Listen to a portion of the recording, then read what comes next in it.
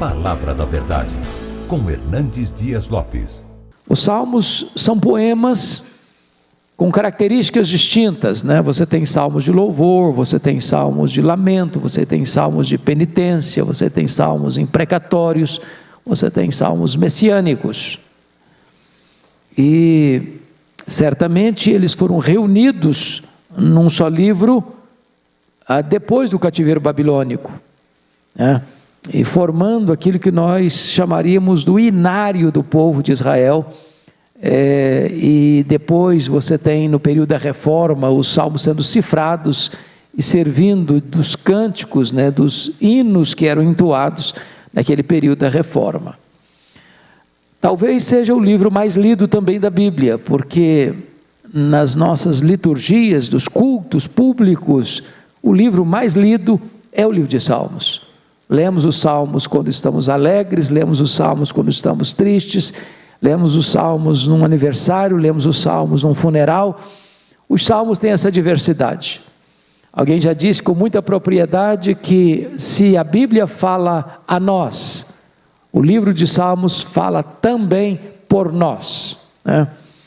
E hoje vamos considerar o Salmo 2. Peço que você abra a sua Bíblia no Salmo 2, que é um salmo messiânico, e é o salmo mais citado no Novo Testamento. De todos os salmos, o mais citado no Novo Testamento é este salmo que vamos ler aqui, é o Salmo 2. O reinado do ungido de Deus é o título que foi dado a este salmo. Porque se enfurecem os gentios e os povos, imaginam coisas vãs. Os reis da terra se levantam, e os príncipes conspiram contra o Senhor e contra o seu ungido, dizendo: rompamos os seus laços, sacudamos de nós as suas algemas. Ri-se aquele que habita nos céus, o Senhor zomba deles. Na sua ira, a seu tempo, lhes há de falar, e no seu furor os confundirá. Eu, porém, constituí o meu rei sobre o meu santo monte Sião. Proclamarei o decreto do Senhor. Ele me disse: tu és meu filho, eu hoje te gerei. Pede-me e eu te darei as nações por herança, e as extremidades da terra por tua possessão. Com vara de ferro as regerás e as despedaçarás, como um vaso de oleiro. Agora, pois, ó reis, sede prudentes, deixai-vos advertir, juízes da terra. Servi ao Senhor com temor e alegrai-vos nele com tremor. Beijai o filho, para que não se irrite, e não pereçais no caminho, porque dentro em pouco se lhe inflamará a ira. Bem-aventurados todos os que nele se refugiam. Eu quero tratar do seguinte tema na exposição deste salmo: a fúria dos homens e o riso de Deus. A fúria dos homens e o riso de Deus. O contexto aqui é dos povos, das nações, dos homens em geral, se insurgindo contra Deus, se rebelando contra Deus, sacudindo o jugo de Deus, e não querendo que Deus reine sobre eles. E diante da conspiração, da afronta, da zombaria, do escárnio que os homens fazem de Deus, pensando que eles podem viver rebelando-se contra Deus sem qualquer consequência, ou achando que Deus não pode reagir a esta insubordinação humana. O texto diz que enquanto os homens enfurecem-se na terra, Deus está rindo e zombando deles no céu. Significa que o trono de Deus não pode ser abalado.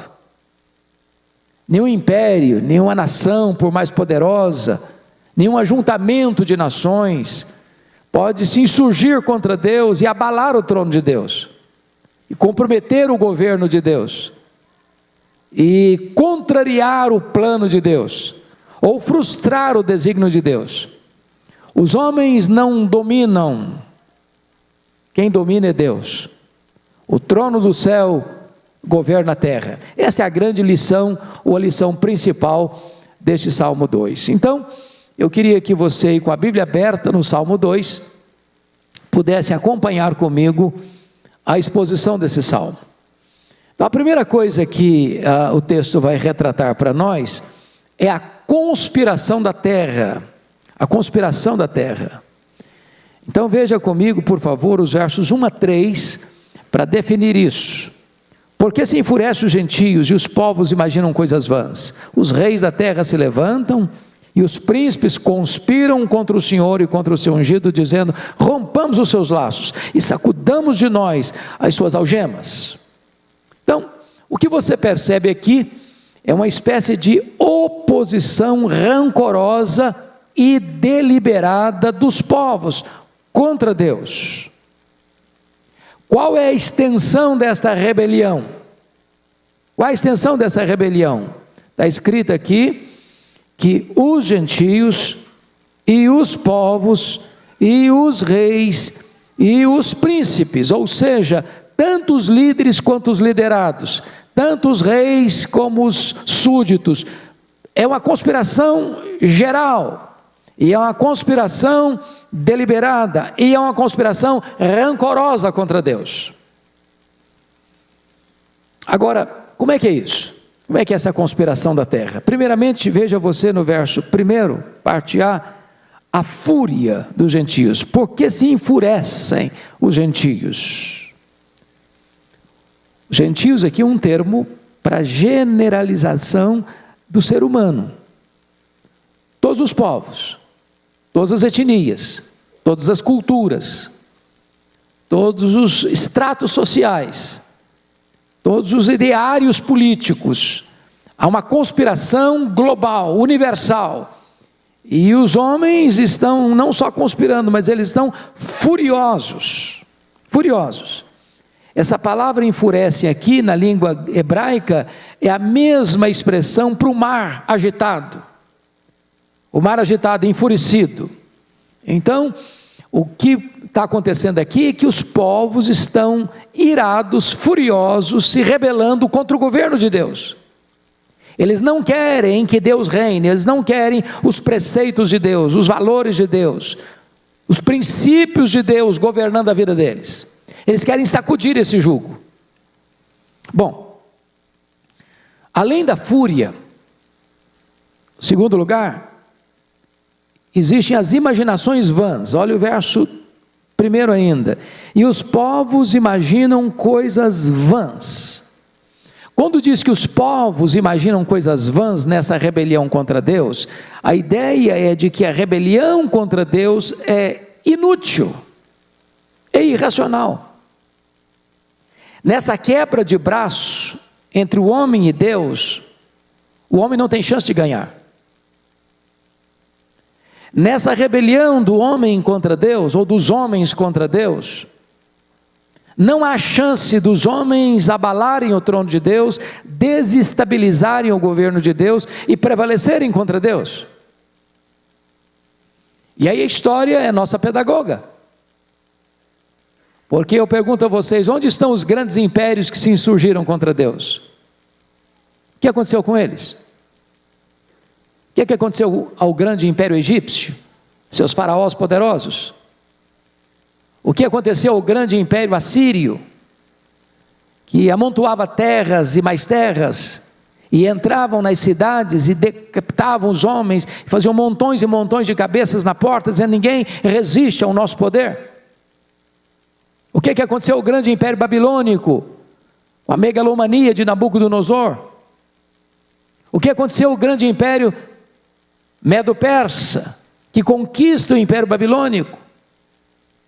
O que aconteceu ao grande império greco-macedônio, ceifando o grande líder Alexandre aos 33 anos de idade? O que aconteceu ao grande império romano, com seus Césares, que massacraram, sobretudo, o povo de Deus? Júlio César, César Augusto, Tibério César, Calígula, Cláudio, Nero, Tito Flávio, Domiciano, Marco Aurélio, Sétimo Severo, Décio, Diocleciano, todos ruíram. Então, o que o texto está querendo mostrar para nós, que aqueles que se levantam contra Deus, para conspirarem contra Deus, imaginam coisas vãs, porque levantam-se ideias, levantam-se filosofias, levantam-se ideologias, levantam-se pensamentos dos homens, e não, nós vamos desbancar Deus, como Richard Dawkins. Dawkins, por exemplo, agora, mais recentemente na Inglaterra, escreveu Deus, um delírio. Alguns se alarmaram, agora sim, vai desbancar Deus, vai desconstruir a fé cristã, vai jogar no pó do esquecimento o cristianismo. Onde está Richard Dawkins? Onde está o livro dele? Vira pó, vira poeira, cai no mar do esquecimento, e Deus continua no trono, e Deus continua reinando, e o povo de Deus continua avançando. Essa é a ideia aqui do texto. Mas em terceiro lugar, vejam vocês comigo, que além de Deus desbancar tudo aquilo que se levanta contra Ele, você viu, por exemplo, no século passado, 1917, o comunismo, na então União Soviética, que foi o responsável para a maior quantidade de mártires do cristianismo da história, nazismo alemão, fascismo italiano, e as ideologias todas, se não viraram, vão virar. Pode no esquecimento. Terceira, a oposição aberta contra Deus e o seu Messias, no verso 2, olha aí comigo. Os reis da terra se levantam, e os príncipes conspiram contra o Senhor e contra o seu ungido. Aí você vai começar a perceber que a conspiração, ela tem endereço. Ela objetiva Deus e o seu ungido. E o contexto aqui, irmãos, é de disputa de governo. Quem manda? Quem controla? Quem determina os rumos? E aí os reis e os príncipes, os que governam, sejam eles de quaisquer nações, sejam eles de qualquer ideário político, sejam eles de qualquer vertente filosófica, não importa, os reis e os príncipes se levantam, e se levantam contra Deus e contra o seu ungido. Não é uma motinação temporária, é uma conspiração deliberada.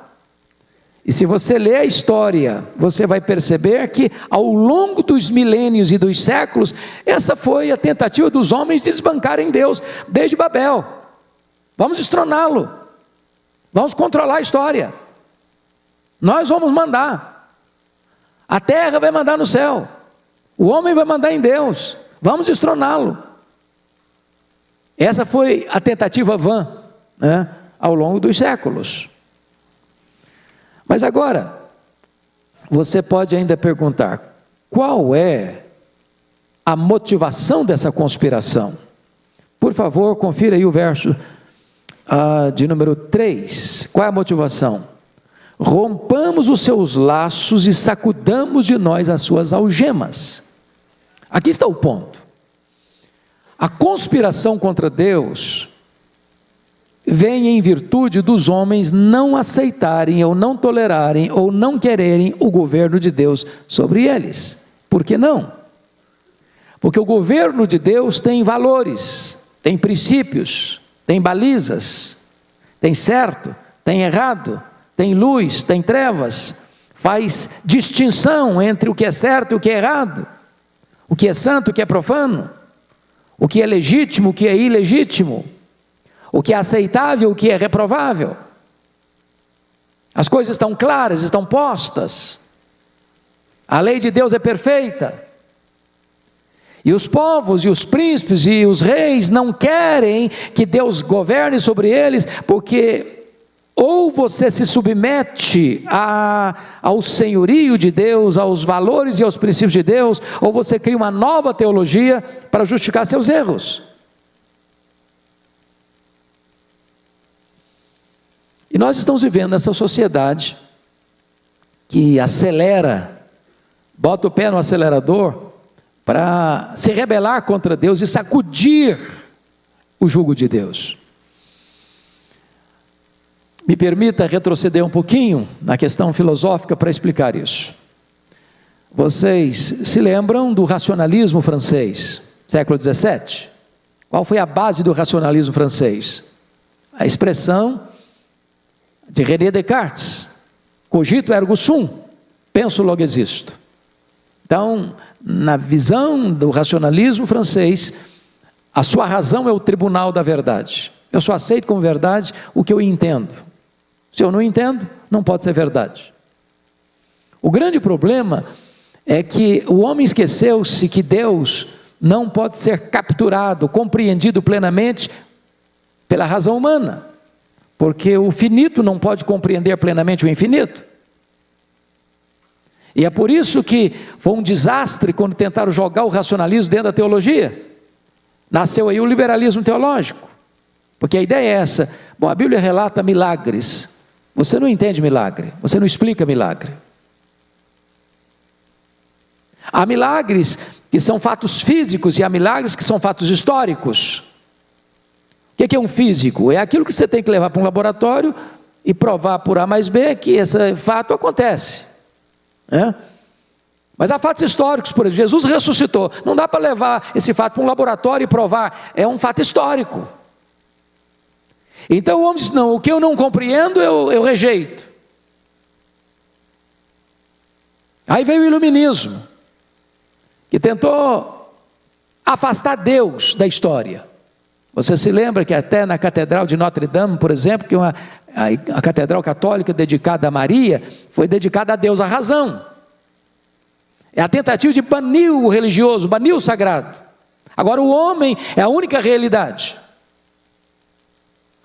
Aí você vê o filósofo alemão Immanuel Kant, que diz o seguinte: até Kant os homens pensavam antiteticamente. Significa, se há é verdade, não há, não pode ser verdade. Luz não pode ser igual à treva. O certo não pode ser igual ao verdadeiro, ao errado. Aí Immanuel Kant escreve o livro A Crítica da Razão Pura e diz: não, há é verdade, não há também pode ser verdade. O que é isso? É a ditadura do relativismo. Nós estamos numa zona neutra, cinzenta, onde não tem certo e nem errado, onde não tem verdade nem mentira. Aí vem a pós-modernidade e diz que a verdade hoje, a vida está fincada num tripé: privacidade, pluralidade e secularização. O mundo é plural, a verdade é subjetiva. Você tem a sua verdade, eu tenho a minha. Acabou com a questão de princípios, de valores. É a forma filosófica do homem tentar sacudir este jugo. É o que está escrito aí no verso de número 3. Rompamos os seus laços, sacudamos de nós as suas algemas. Não, eu não quero esse princípio, eu não quero esse valor sobre mim. Eu não quero esse negócio de que isso aqui é certo, isso aqui é errado. Quem decide se é certo ou errado sou eu sou o padrão. A verdade é subjetiva, o mundo é plural, cada um tem sua ideia, cada um tem sua crença, cada um tem seus valores. Os valores de Deus não servem para nós criamos os nossos próprios valores. Isso está nas cortes, isso está nos parlamentos, isso está na imprensa, isso está na literatura, isso está no teatro, isso está no ideário humano.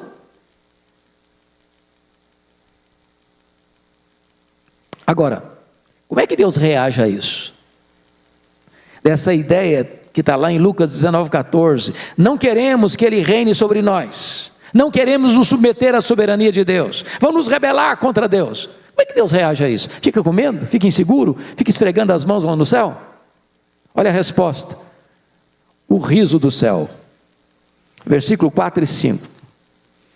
Ri-se aquele que habita nos céus, o Senhor zomba deles. Na sua ira, a seu tempo, lhes dá de falar, e no seu furor os confundirá. Então vamos entender isso aqui. A ideia é, esse riso de Deus é o riso de zombar dessa tentativa do homem de anular o trono de Deus e de não querer que Deus reine. Deus não está inseguro, o trono de Deus não está abalado, Deus não está lá no céu esfregando as mãos sem saber o que fazer com isso. Então veja você que Deus reage à rebelião com humor e desdém. Ele não se sente ameaçado. Por isso está escrito aí: ri-se aquele que habita nos céus, o Senhor zomba deles. Que é o homem para Deus? Que é o pó para Deus? O profeta Isaías disse que para Deus todas as nações da terra são como um pingo que cai num balde, como um pó numa balança de precisão, como um vácuo, como nada, como menos do que nada.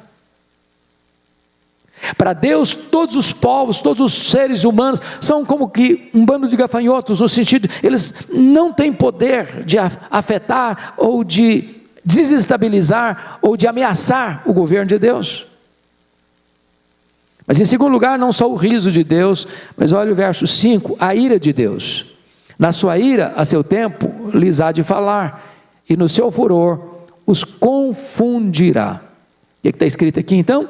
Depois que Deus tem o riso do desdém, a afronta humana, Deus fala, e a fala de Deus, no pacote da ira divina, derrete, desestabiliza, destrói, confunde.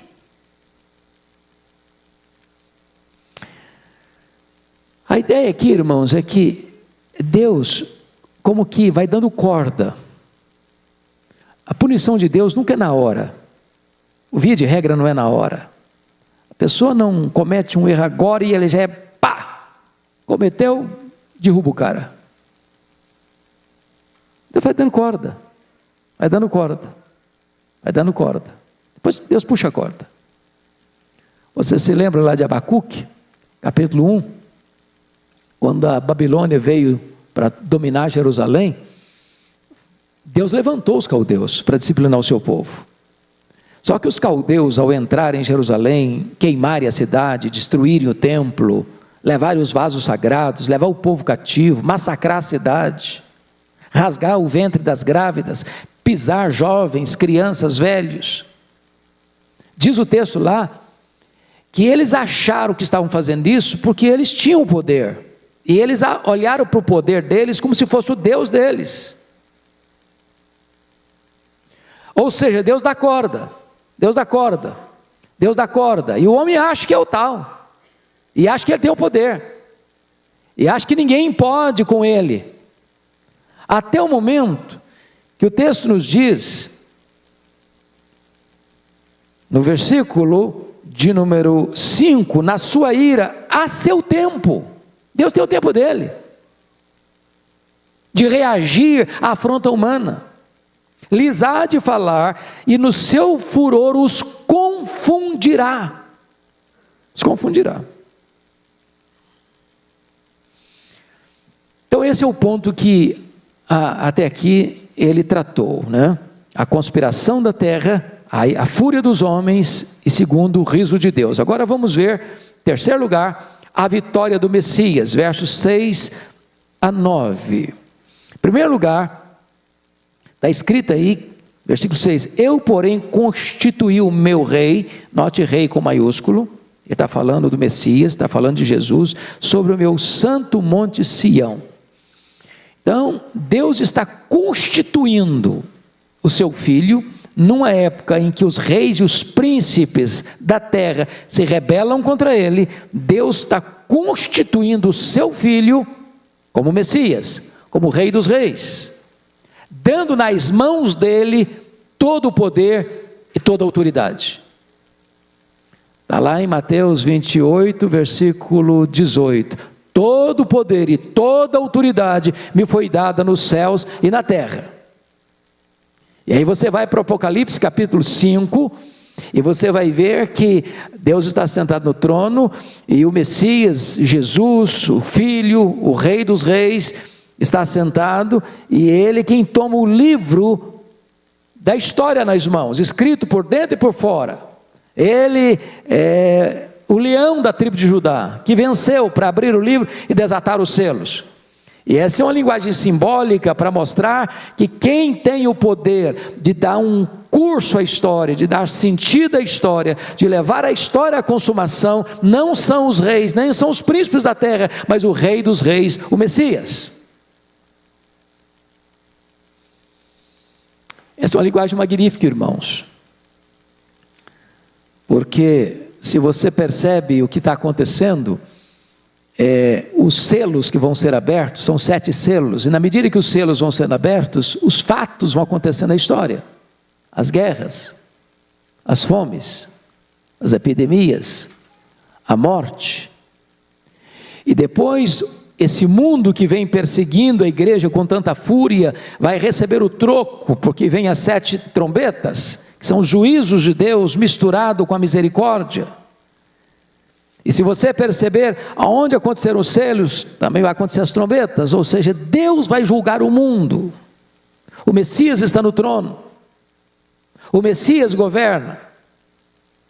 Isso prova para nós alguma coisa maravilhosa, que a história não está destinada à ruína, como alguém pensa pessimistamente, que a história é um caminhão sem freios ladeira abaixo. A história não é cíclica, como pensavam os gregos, a história é teleológica, ela tem um telos, ela tem um fim, ela tem uma consumação, e Jesus, o Rei dos Reis, o Messias, está sentado no trono, tem o livro da história nas mãos, e Ele está conduzindo a história a essa consumação.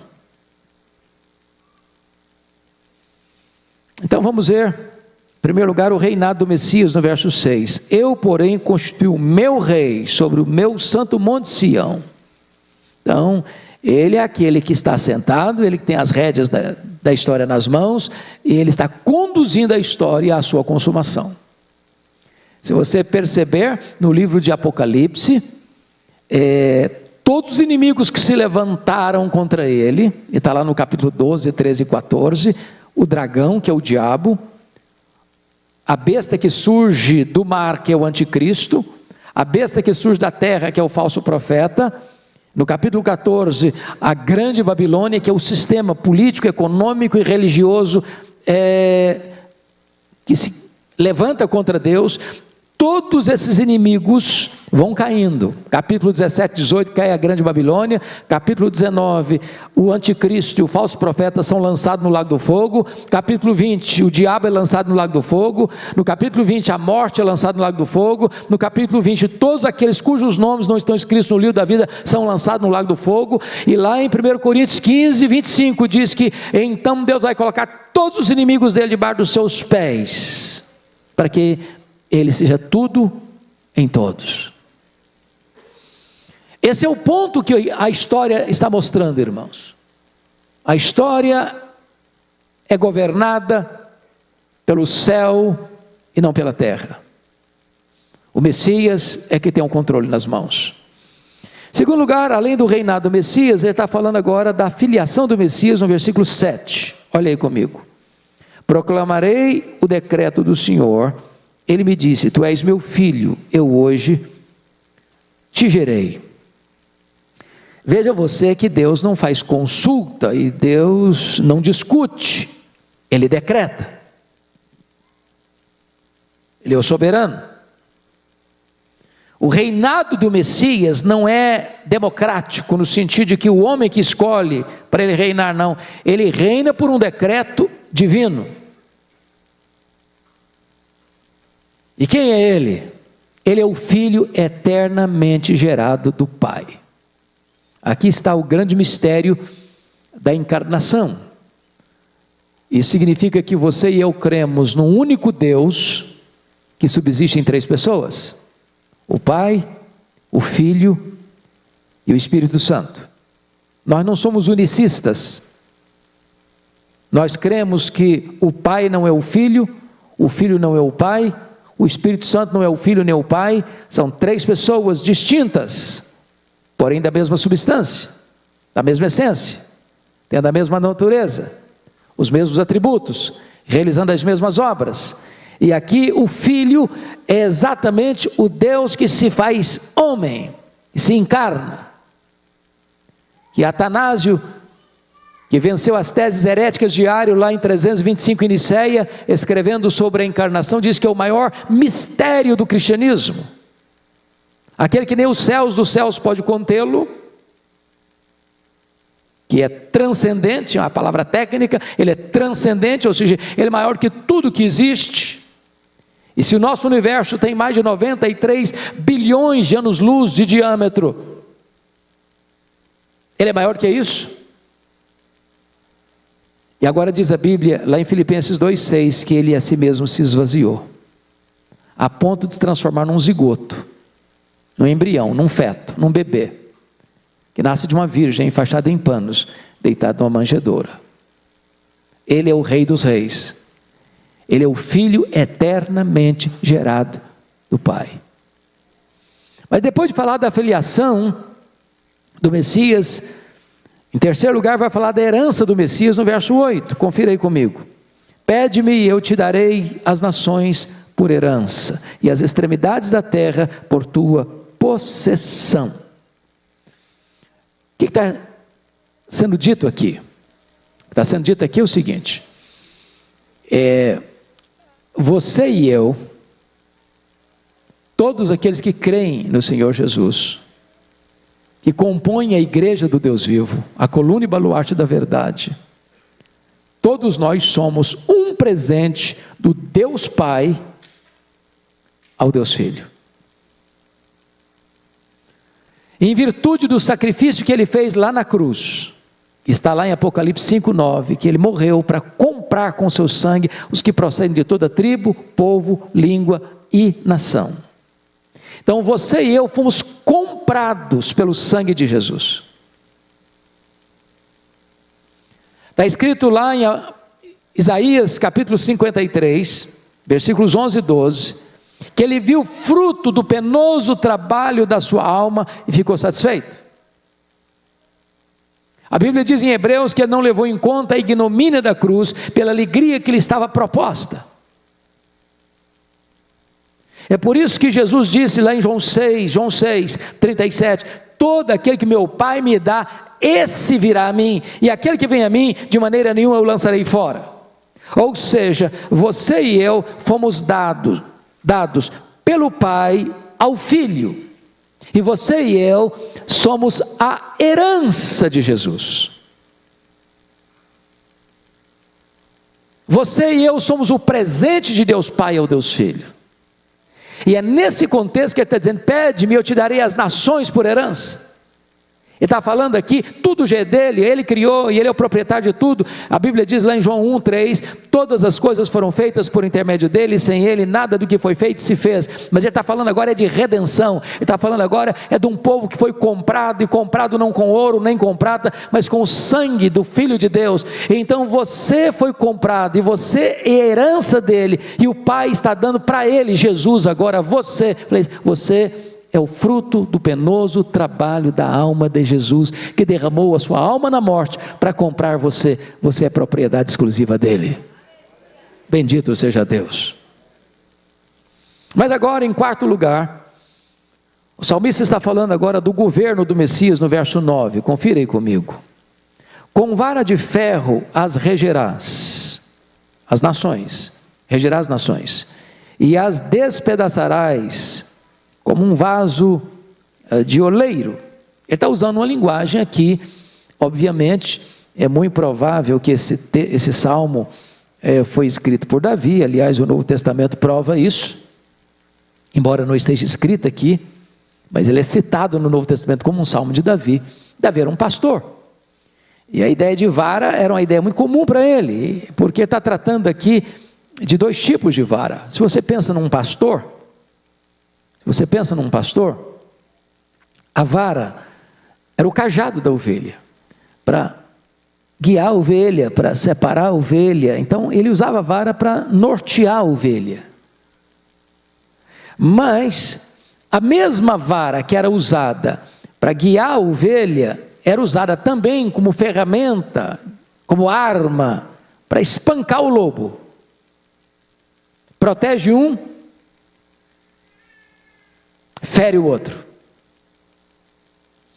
O contexto aqui do governo é que aqueles que rebelam-se contra o governo do Messias, se insurgem contra ele, zombam e escarnecem dele, dizendo, vamos sacudir o jugo dele.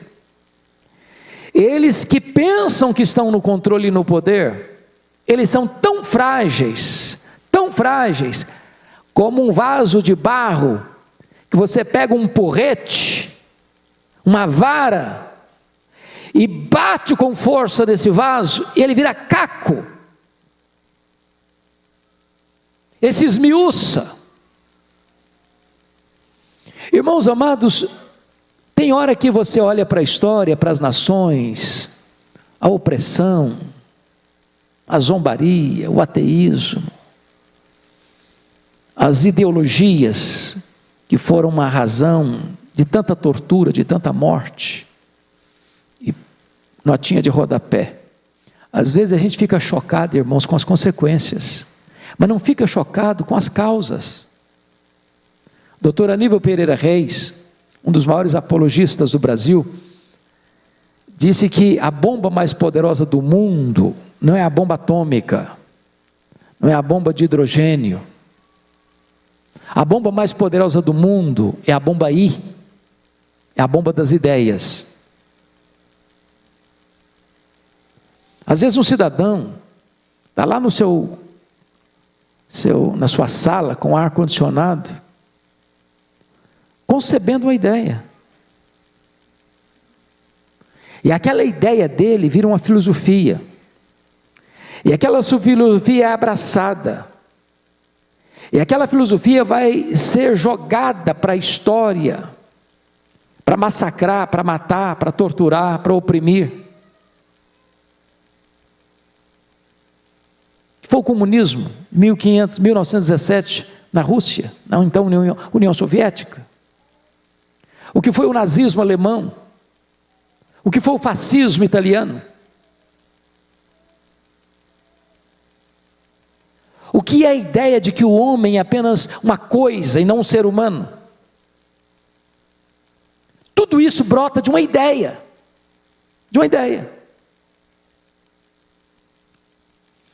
Então, os homens chegam um momento em que eles querem dizer: Deus é um delírio, e se insurgem,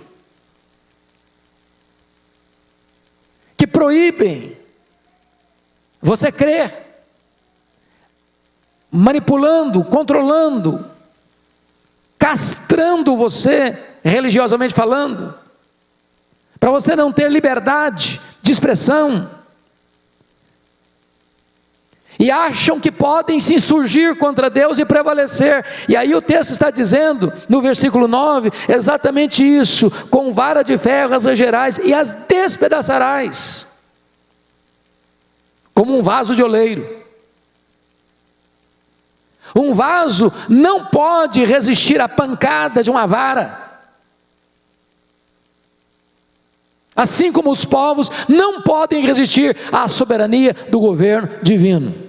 Deus está dando corda, mas no tempo dele, ele vai levar as nações a juízo. É o que está escrito lá em Mateus 25, 31. Quando ele vier na sua majestade e glória, então vai se sentar no trono e vai julgar as nações.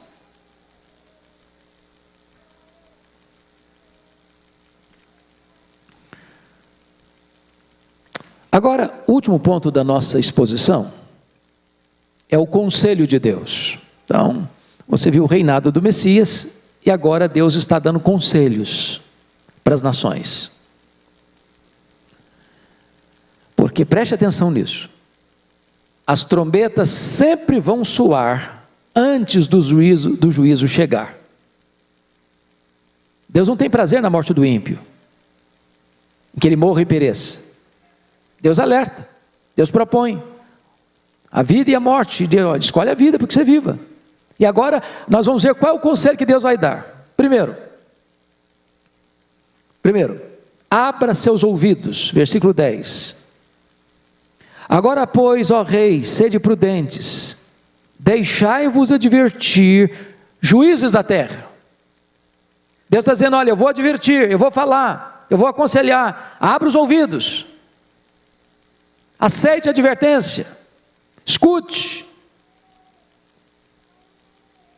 não seja tolo, Não seja rebelde, não seja insubmisso. Eu estou falando, estou advertindo, estou alertando. Escute. Não seja como um mulo, como uma mula que precisa apanhar. A vara é para as costas do tolo. Escute a advertência. Abra os ouvidos.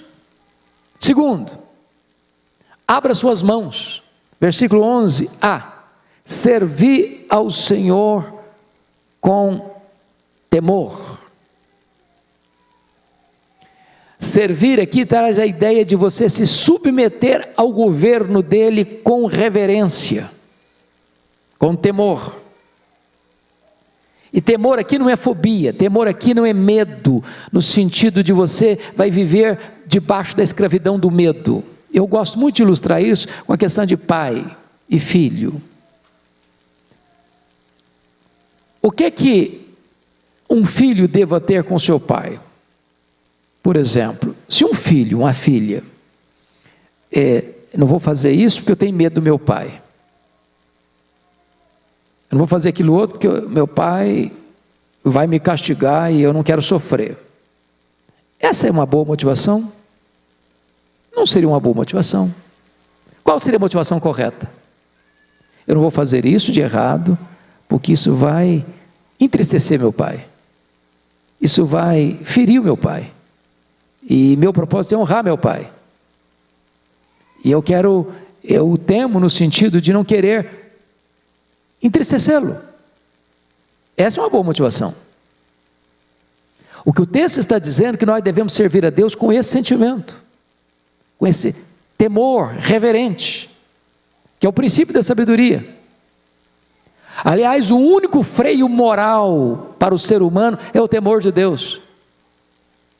Não é porque está na lei, não é porque uma pessoa vai ficar chateada com você, não é porque isso vai trazer prejuízo para você. O freio moral é o temor de Deus. Servir ao Senhor com temor.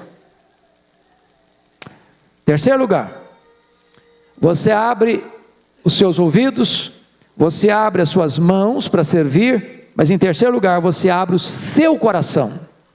Olha o verso 11, a parte B. E alegrai-vos nele com tremor. Não é uma alegria frívola, não é uma alegria pecaminosa, não é uma alegria mundana, é uma alegria reverente, sabendo quem Ele é. De vez em quando as pessoas me fazem a seguinte pergunta: pastor, como é que se lida com vaidade, com soberba? Minha resposta é a seguinte: uma pessoa para nutrir vaidade ou soberba no coração, é porque não conhece duas coisas. Primeiro, ele não conhece a Deus. Pergunto a vocês: quem pode comparecer perante aquele que é santo, santo, santo, o todo-poderoso Deus, de nariz empinado? Quem? Só um doido, só um louco. Se os próprios serafins cobrem o rosto na presença dele, quem vai comparecer lá de peito estufado?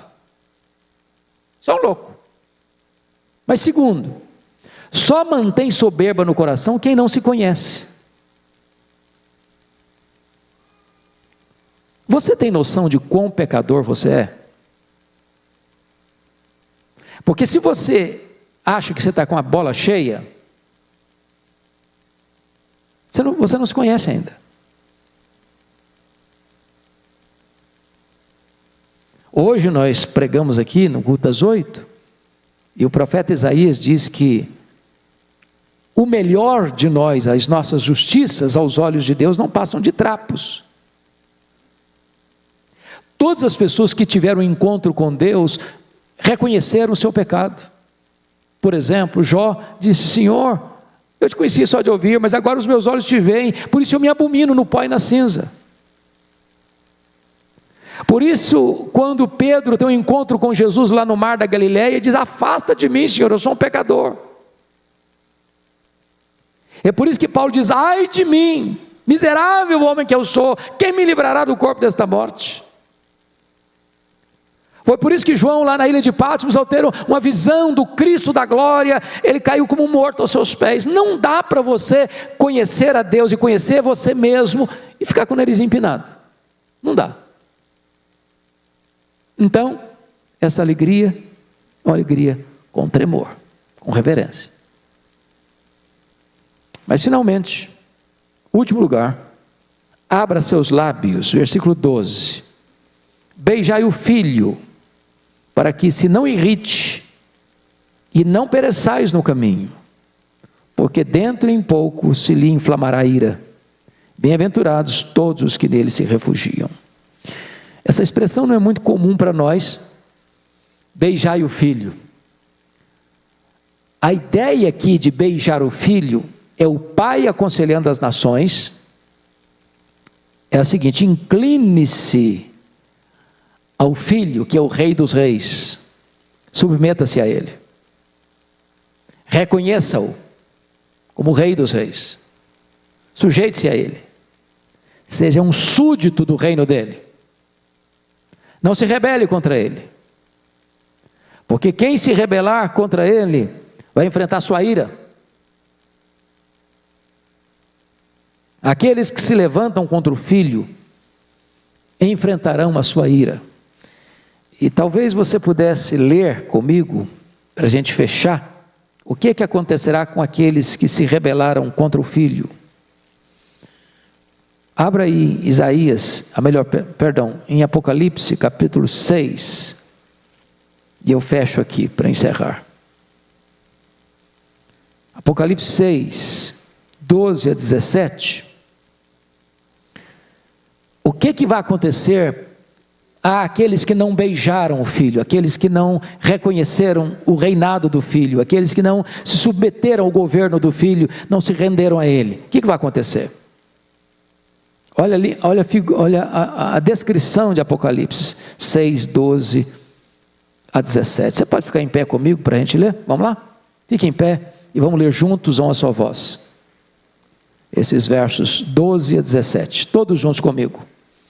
Vi quando o cordeiro abriu o sexto selo, e sobreveio grande terremoto. O sol se tornou negro como saco de crina, a lua toda como sangue.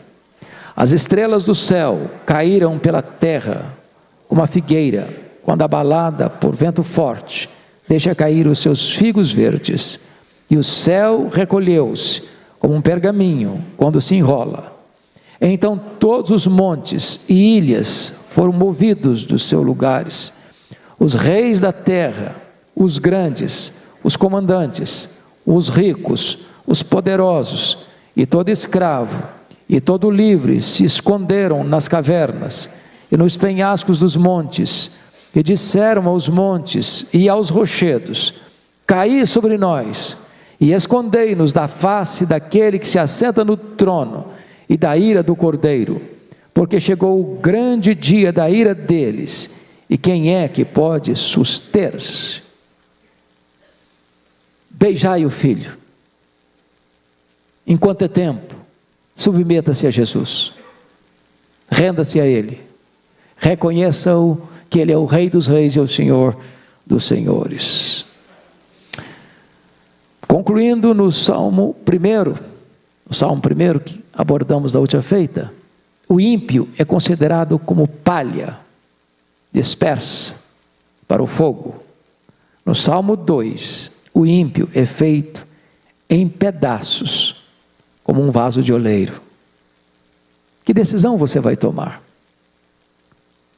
Rebelar-se contra o filho? Ou beijá-lo e recebê-lo nesta manhã como seu Deus, como seu Salvador? A decisão é sua, intransferivelmente sua, e o tempo para decidir é hoje. Vamos orar. Senhor Deus, nós te agradecemos pela tua palavra, viva, poderosa, rica, esclarecedora.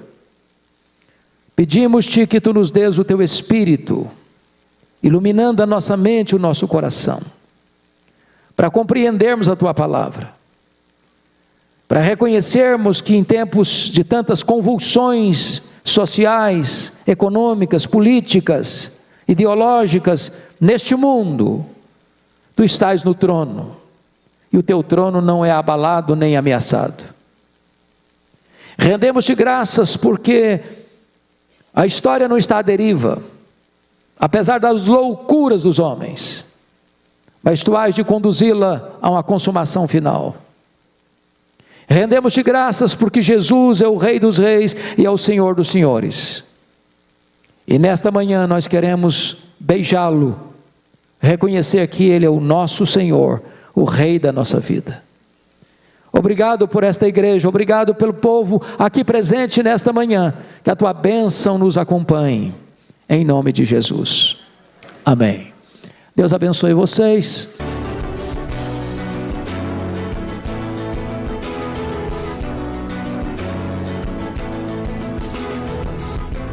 Palavra da Verdade, com Hernandes Dias Lopes.